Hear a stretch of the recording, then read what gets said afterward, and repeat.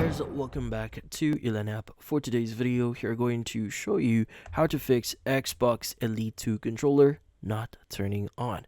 So, in this case, if you're having problems with your Xbox Elite 2 controller, there are going to be a few things that you could try here. So, the first thing that you could try here is to hard reset the controller. So, in this case, you want to go ahead and plug your controller into a power outlet, not the Xbox itself. So, not the Xbox, just a power outlet. Now, what you want to do here is you want to go ahead and press and hold the sync button for 10 seconds. Now, the controller should vibrate twice, and once it's done, turn it back on and resync it with your Xbox. Now, if that doesn't work, there's still something that you could do here. So you could try power cycling your Xbox. Now, you want to go ahead and plug your controller into your Xbox, and you want to press and hold the power button on the Xbox for about 10 seconds. Now, while the controller is plugged in.